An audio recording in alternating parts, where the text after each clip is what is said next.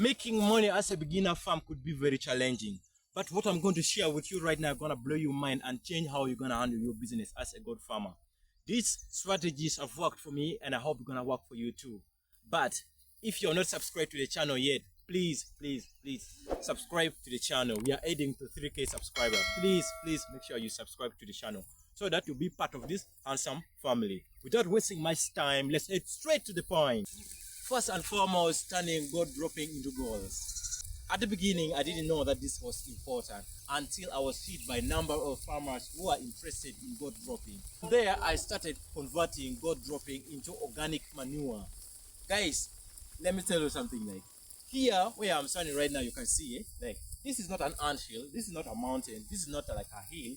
This one is like a pile of organic manure. So, like, if you are a good farmer and you have just begun there, I want to tell you something. Like, there's a lot of money in this. Like, instead of wasting this, you can convert this into organic manure. So most farmers nowadays are turning away from toxic and expensive chemical. Now they are converting into what? Less toxic and very cheap organic manure. So guys, this thing is very expensive. Can you imagine? Like, I sell like a sack, this like a sack full at $5 US. Just imagine, what about one truck, like one lorry truck? How much do you think that can go for? And yet, like, people keep asking me like almost every time. So like from this one alone, I've generated a lot of money from there. Like, yeah, you feel me? Like, hey, that's crazy. Secondly, we can generate money by sending our winners, male or female.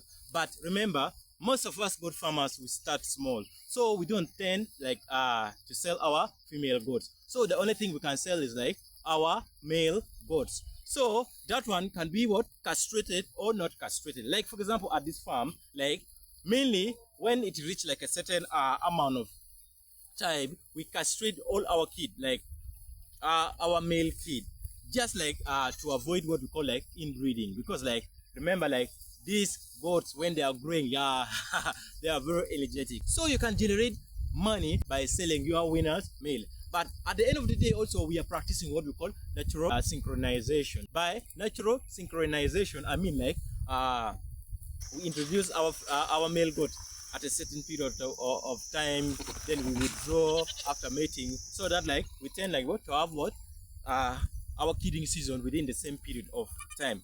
That one is very key when it comes to this aspect of what selling our winners. So like you will have like numerous number of kids to sell at the same time. Just imagine you are going to sell like what 10 winners male. You have like, assuming you have like what 10 winners male, the one that you have win, like you have 10 of them, you're going to sell them. Like, just imagine each god is going for 200, just like 10 times 200, that's you have 2 million. With 2 million you can do something very good. Yeah, so that is another way I've been able to generate some income despite us being a beginners.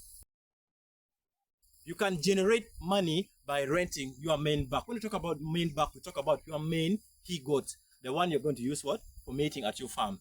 Guys, this thing has worked for a lot of farmer outside there. I know a lot of them, like for example, a lot of small farmers outside there, like for example, those who cannot afford to buy this exotic goat, they like most of the time they come to those farmers who have those exotic breed, like they want like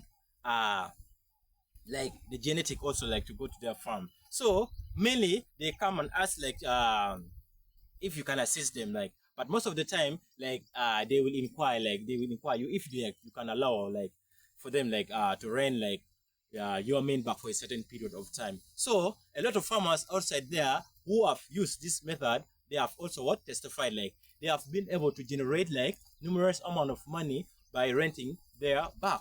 Like, remember, like I talk about what natural synchronization. For us, we introduce our he goat at a given period of time, then we withdraw it. Then for a certain period of time, the he goat will be there just dormant without use. So during that period, you can what rent it out to those people who need them. Like, remember, you can charge it like what on a monthly basis or on a daily basis, depending on the farmers, like and the number of animals they have.